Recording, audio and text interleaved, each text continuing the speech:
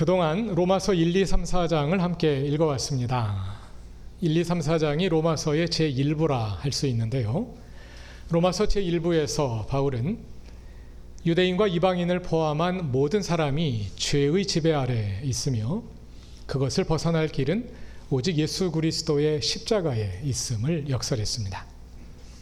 로마서 3장 25절에서 바울은 예수 그리스도의 십자가를 가리켜 그의 피 안에 있는 신실하심이라고 표현하지요. 십자가에는 인류를 향한 하나님의 신실하심과 죽기까지 그 뜻에 순종하신 예수 그리스도의 신실하심이 담겨 있습니다. 그 신실하심을 통한 하나님의 언약 제안에 우리가 신실함으로 응답할 때 하나님과의 언약 관계가 시작됩니다. 이것이 믿음의 시작입니다. 그러나 시작일 뿐입니다. 부부관계로 비유하자면 결혼식을 한 것과 같습니다. 신랑 신부가 만나서 결혼식을 하면 두 사람이 공식적으로 부부가 됩니다. 그러나 아직 부부관계가 완성된 것은 아닙니다. 이제 시작되었을 뿐이지요. 두 사람은 평생 함께 살아가면서 부부의 관계를 발전시켜가고 완성시켜갈 것입니다. 그처럼 우리는 하나님과 맺은 언약 관계를 평생의 삶을 통해 발전시켜갑니다. 다시 말해서 우리의 구원을 이루어 갑니다. 어떻게 그리할 수 있을까요? 로마서 제2부에 해당하는 5, 6, 7, 8장이 그 질문에 대한 답입니다.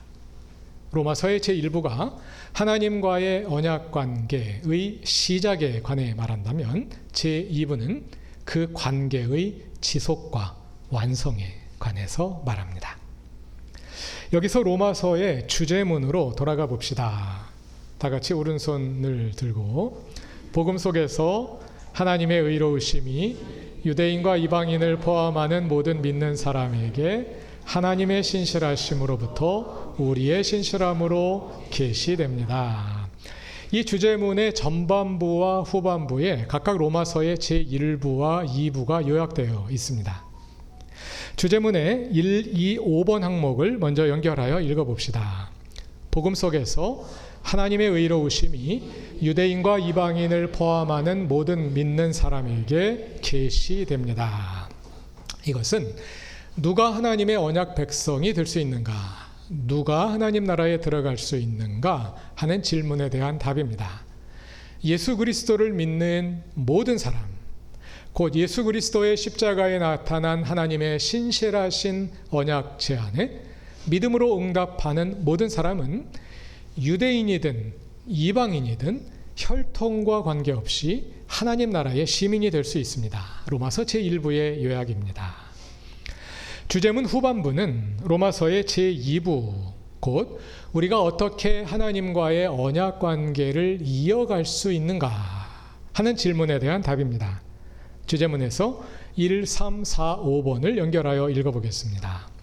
복음 속에서 하나님의 의로우심이 하나님의 신실하심으로부터 우리의 신실함으로 계시됩니다. 하나님의 의로우심은 하나님의 신실하심에서 기원하여 우리의 신실함을 목표로 계시됩니다. 하나님의 신실하심에 우리가 신실한 삶으로 응답할 때 하나님과의 언약 관계가 지속됩니다. 로마서의 제2부는 우리의 신실함을 어떻게 실천해야 할지 신실함의 원리를 보여줍니다.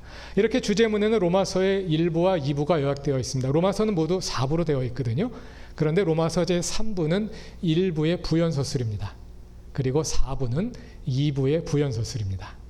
이렇게 주제문 안에 로마서 전체가 요약되어 담겨 있습니다.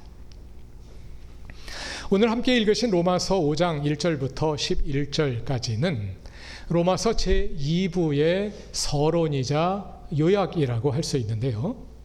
지금까지 말씀드린 내용이 여기에 요약되어 압축되어 담겨 있습니다. 먼저 오늘 본문은 로마서에서 지금까지 1, 2, 3, 4장에서 말해온 이신칭의를 여러 가지 다른 표현을 사용하여 다시 풀었으며 요약합니다. 영어로 말하자면 패러프레이징합니다. 로마서 5장 1절 전반부를 세 번역으로 읽어봅시다. 그러므로 우리는 믿음으로 의롭다 하심을 받았으므로 다음은 9절 전반부를 읽어봅시다. 그러므로 지금 우리가 그리스도의 피로 의롭게 되었으니, 다음은 10절 전반부를 읽어보겠습니다. 우리가 하나님의 원수일 때에도 하나님의 아들의 죽으심으로 말미암아 하나님과 화해하게 되었다면. 방금 읽으신 세 문장은 모두 로마서 제1부의 내용을 요약한 것입니다. 같은 말을 3번 반복한 겁니다. 그 내용은 바로 이신칭의입니다. 이신칭의를 여러 가지 방식으로 다시 풀어서 놓았습니다. 세 문장에서 왼쪽에 노란 글씨로 표현된 말이 모두 같은 내용이고, 오른쪽에 밑줄 친 내용이 모두 같은 내용입니다. 우리가 믿음으로 이렇게 된다고 할 때, 믿음이란 예수 그리스도의 피 안에 있는 신실하심을 가리킨다고 말씀드렸죠. 믿음과 신실하심, 헬라어로 히브리어로 같은 단어입니다. 믿음이 곧 그리스도의 피이고 하나님 아들의 죽으심입니다. 십자가 사건에 나타난 하나님의 신실하심이 우리를 의롭게 합니다. 의롭게 된다는 말은 하나님과 좋은 관계를 맺는다는 뜻이지요. 우리는 전에 죄의 지배 아래 살면서 하나님과 원수지간이었습니다. 그러나 하나님 아들의 죽으심으로 말미암아 이제 하나님과 화해하게 되었습니다.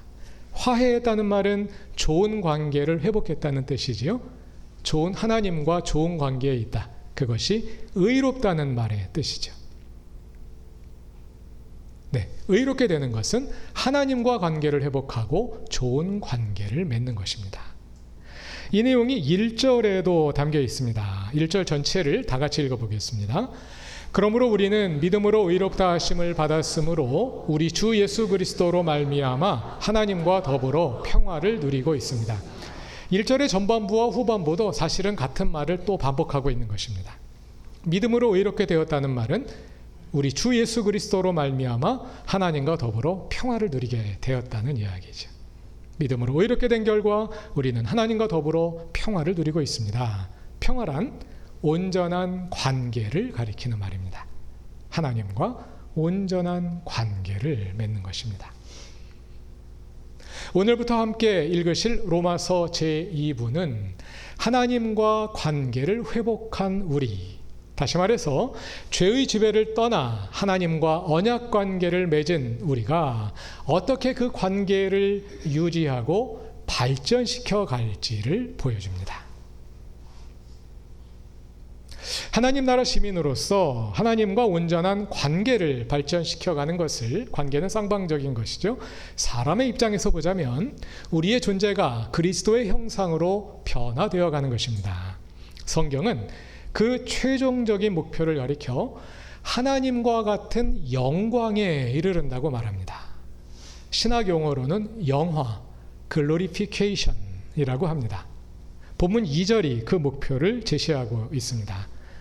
새한글 성경으로 다 같이 읽어봅시다. 또한 그분을 통해서 믿음으로 우리는 지금 서 있는 이 은혜 안으로 들어오게 되었습니다. 그리고 하나님의 영광에 참여하리라는 희망을 품고 자랑스러워합니다. 그리스도인들에게는 궁극적인 희망이 있습니다. 그것은 하나님의 영광에 참여하는 것입니다.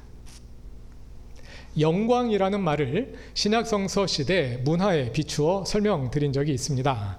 로마가 지배하던 그 시대에 최고의 가치는 명예였습니다. 사람이 이 세상에서 얻을 수 있는 가장 가치 있는 것이 명예였습니다. 명예를 위해서는 얼마든지 많은 비용을 아낌없이 지불할 수 있습니다. 명예를 위해서는 심지어 목숨까지도 버릴 수 있습니다. 오늘날도 명예를 위해 목숨을 버리는 사람들이 있죠. 그런데 명예 가운데서 최상의 명예를 가리켜 영광이라 합니다. 하나님께 영광을 돌리는 것은 그분이 천지의 창조자로서 가장 존귀하신 분이시고 세상을 다스리시는 가장 높으신 분이심을 인정하는 것입니다. 그것이 영광입니다. 그런데 종말에 우리의 구원이 완성될 때 우리가 하나님과 같은 영광을 누리게 된다는 것입니다. 그것이 성경이 그리는 구원입니다. 그러나 영광은 금방 다가오지 않습니다. 저절로 찾아오지도 않습니다. 그 영광에 이르기까지 과정이 필요한데요. 그 과정에는 고난이 있습니다. 3절과 4절을 다 같이 읽어봅시다. 다만 이뿐 아니라 우리가 환난 중에도 즐거워하나니 이는 환난은 인내를, 인내는 연단을, 연단은 소망을 이루는 줄 알미로다. 궁극적인 영광을 향하여 나아가는 우리의 신앙 생활에는 환난이 있습니다. 그러나 우리는 환난을 긍정적인 태도로 받아들일 수 있습니다. 그 이유는 환난은 인내를, 인내는 연단을, 연단은 소망을 이루는 줄 알기 때문입니다. 여기까지, 그러니까 로마서 5장에서 4절까지는 구원의 완성을 향해 나아가는 우리의 삶을 사람의 입장에서 서술한 것입니다. 우리는 환난 가운데서도 잘 견뎌내며 영광의 소망을 향해 전진할 수 있는데요. 그 근거가 무엇일까요? 5절부터 11절까지는 그 근거를 서술하고 있습니다. 우리가 환난 가운데서도 영광의 소망을 향해 나아갈 수 있는 이유는 삼위일체 하나님께서 사랑으로 우리를 도우시기 때문입니다. 먼저 5절은 성령의 도우심에 관해 말합니다. 다 같이 읽어봅시다.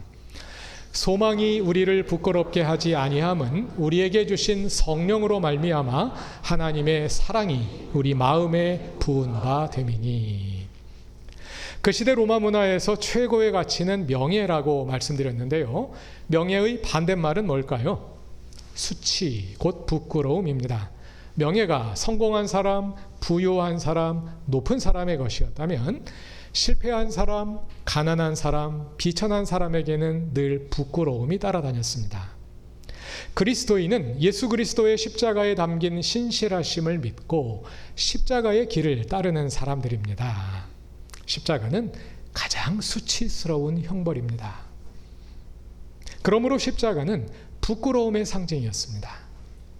그러나 그리스도인들에게는 영광의 소망이 있기 때문에 십자가가 그들을 부끄럽게 하지 못했습니다. 이것이 5절 말씀입니다. 그럴 수 있도록 성령이 우리를 도우십니다. 우리에게 주신 성령으로 말미암아 하나님의 사랑이 우리 마음 가득 부어졌습니다. 그 사랑으로 우리는 환난을 이겨낼 수 있습니다. 그런데 이렇게 성령을 통해 도우시는 하나님의 사랑은 십자가에서 결정적으로 나타났습니다. 그것은 그리스도께서 자격이 없는 우리를 위해 죽으신 것입니다. 7절에서 일반적인 사례를 제시한 후에 8절에서 바울은 말합니다. 다 같이 읽어봅시다. 그런데 하나님은 우리를 향한 자신의 사랑을 확실히 증명해 보이십니다. 곧 우리가 아직 죄인일 때에 그리스도께서 우리를 위해서 죽으신 것입니다. 우리가 아직 죄인일 때 그리스도께서 우리를 위해 죽으심으로 하나님께서 그분의 사랑을 확증해 주셨습니다. 십자가에 담긴 그 사랑이 우리를 하나님 나라의 시민이 되게 했습니다. 그리고 거기서 그치지 않고 그 후에도 우리가 하나님 나라 시민답게 살아갈 수 있게 하는 바탕이 됩니다. 그래서 우리는 비록 지금 우리의 모습이 온전하지 못할지라도, 여전히 약하고 어리석을지라도 주님께서 우리의 길에 동행하시며 구원의 완성에 이르기까지 이끌어 주실 것을 믿을 수 있습니다. 이렇게 하나님의 사랑이 예수 그리스도의 십자가에서 그리고 우리에게 주신 성령을 통해 나타났습니다. 그 사랑으로 우리가 거뜬히 고난을 이겨내며 영광의 소망을 향해 나아갈 수 있습니다. 본문 9절과 10절은 그 확신을 표현합니다. 같은 말을 다른 각도에서 반복 서술하며 강조하고 있는데요. 먼저 9절을 다 같이 읽어봅시다. 그러면 이제 우리가 그의 피로 말미암아 의롭다 하심을 받았으니 더욱 그로 말미암아 진노하심에서 구원을 받을 것이니. 이어서 10절도 읽습니다. 곧 우리가 원수 되었을 때에 그의 아들의 죽으심으로 말미암아 하나님과 화목하게 되었은즉 화목하게 된 자로서는 더욱 그의 살아나심으로 말미암아 구원을 받을 것이니라. 우리는 예수 그리스도의 피 안에 있는 신실하심을 통해 의롭게 되었습니다. 그것은 하나님의 사랑의 행위였습니다. 그 사랑에 근거하여 우리는 하나님의 진노, 곧 종말 심판에서 구원받을 것을 확신할 수 있습니다. 그런데 이 두 구절을 얼핏 보면 마치 어떤 구원의 법칙을 서술하는 것처럼 읽힙니다. 믿음으로 의롭게 된 사람은 종말의 구원이 보장된다는 뜻으로 말입니다. 여기서 한 번 구원받은 사람은 그 후 절대로 구원에서 떨어져 나가지 않는다는 생각이 나왔습니다. 이것이 이신칭의에 대한 전통적인 이해와 결합되어 한국 개신교회를 특징짓는 신앙으로 발전되었습니다. 우리의 구원은 행위와는 아무 관계가 없고 오직 십자가의 교리를 믿는 그 믿음으로 결정되는데, 한 번 믿으면 영원히 구원이 보장되기 때문에 구원받은 후에 어떻게 살더라도 관계없이 우리는 죽은 후에 천국에 가게 된다는 생각입니다. 거기에 은혜의 비순환성이라는 개념이 결합되었습니다. 하나님은 돌려받으실 기대를 하지 않고 구원의 은혜를 베푸시기 때문에 우리가 그리스도인다운 삶으로 보답하지 않더라도 구원받는데 지장이 없다고 생각하게 된 것입니다. 우리가 지금까지 배워온 바이지요. 이런 생각들이 결합되어 본회퍼가 값싼 은혜라고 부른 현상이 나타났습니다. 기독교인들이 이런 구원의 법칙을 만들어 놓고 하나님을 그 법칙에 가두어 버렸습니다. 법칙이 만들어졌습니다. 하나님도 어쩔 수 없습니다. 네, 우리는 구원 받는 겁니다. 어떻게 살더라도. 본문을 정확히 읽어야 합니다. 설교 중에 신적 수동태에 관해서 여러 번 말씀드린 적이 있는데요. 9절과 10절은 신적 수동태 문장입니다. 유대인들은 하나님의 이름을 함부로 부르지 말라는 10계명의 제3계명을 잘 지키기 위해서 여러 가지 방법들을 고안해냈습니다. 하나님의 이름을 함부로 부르지 말라. 어떻게 하면 함부로 부르지 않을 수 있을까? 고민하다 발견한 것이 하나님의 이름을 아예 부르지 말자.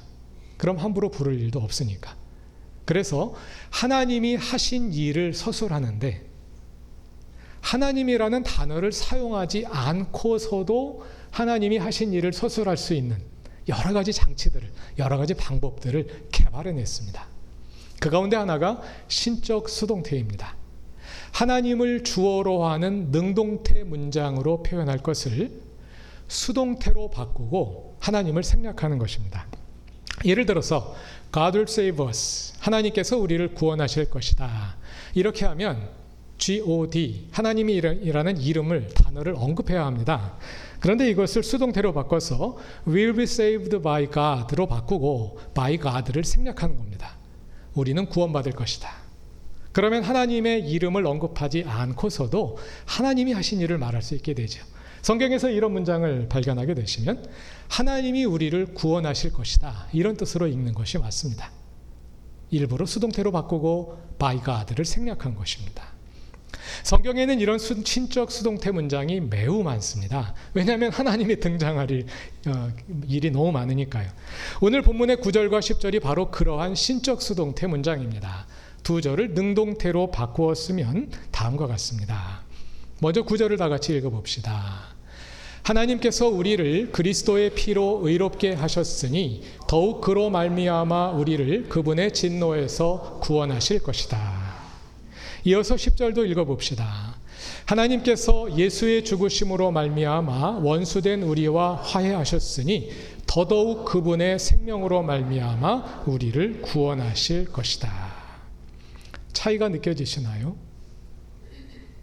이것은 구원의 법칙을 말하는 것이 아니라 하나님의 일하심을 말하는 것입니다.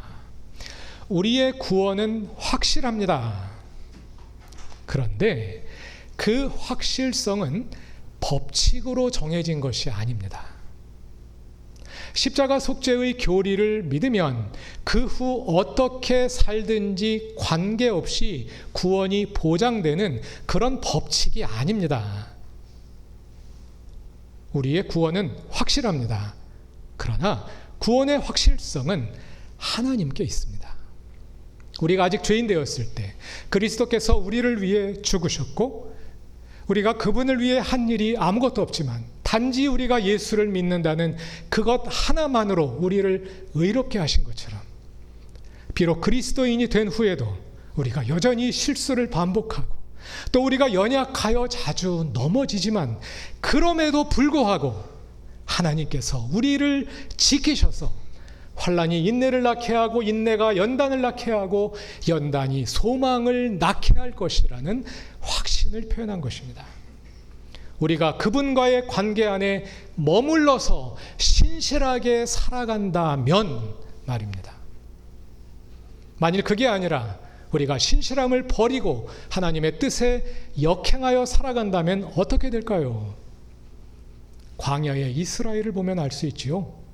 하나님께서 이스라엘을 애굽에서 구원하여 광야로 이끄셨습니다. 그리고 가나안이라는 목표를 주셨습니다. 그러나 이스라엘은 그 목표를 거부하고 모세를 방해하며 애굽으로 돌아가기를 계속하여 추구했습니다. 그 결과 어떻게 되었나요? 광야에서 모두 죽고 말았습니다. 우리도 그들의 뒤를 따른다면 그들과 같이 될 것입니다. 바울 서신에 이런 내용을 보여주는 언급들이 여러 번 나옵니다. 로마서에도 있습니다. 앞으로 나올 때 다시 설명드리겠습니다. 그러나 우리가 하나님 나라의 시민임을 잊지 않고 목표를 간직하며 그분과의 관계를 발전시켜 나간다면, 비록 연약하여 자주 실패하더라도, 비록 부족하여 자주 실수하더라도 하나님께서 우리를 지키시고 그분이 친히 우리를 구원의 완성으로 인도하실 것입니다. 그래서 우리는 구원의 확신을 가질 수 있습니다. 그 확신은 법칙에 있는 것이 아니라 하나님께 있습니다. 하나님께서 우리를 구원하실 것입니다. 사랑하는 교우 여러분, 사람이 만들어 놓은 법칙을 믿지 마시고 하나님을 믿으십시오. 하나님을 믿으십시오. 하나님께 구원의 확실성이 있습니다. 우리의 신앙생활은 그렇게 구원의 완성을 향하여 나아가는 과정입니다. 그렇게 우리 삶에 하나님 나라를 이루어가는 것입니다. 교회는 그 길을 함께 가는 믿음의 공동체입니다. 주님께서 우리에게 주신 영광의 소망을 공유하고 환난 가운데 함께 견뎌내며 이 땅에 함께 주의 나라를 이루어가는 것입니다. 우리가 함께 갈 수 있는 근거는 하나님께서 성령을 통해 그분의 사랑을 아낌없이 부어주시기 때문입니다. 그 사랑은 예수 그리스도의 십자가에서 실증되었습니다. 그러므로 우리는 하나님을 신뢰하며 사랑의 능력으로 사랑을 실천하며 이 길을 함께 갈 수 있습니다. 믿음의 길을 함께 가는 모든 분들을 축복합니다.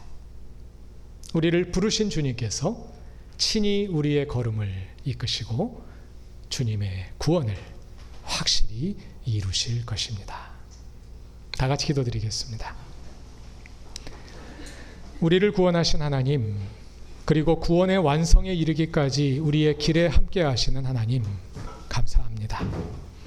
주님의 사랑으로 인해 우리가 주님의 자녀가 되었습니다. 그리고 그 사랑의 능력으로 믿음의 길을 걸어갑니다. 우리를 지키셔서 흔들리지 않게 하시고 주님이 주신 표대를 향해 나아가는 동안 주님과 더 친밀한 사귐을 이어가며 주님의 형상으로 끊임없이 성숙해 가게 하소서. 주님의 영광에 참여하는 그날까지 이 땅에서 주님 나라를 이루며 살아가는 주님의 표징이 되게 하소서.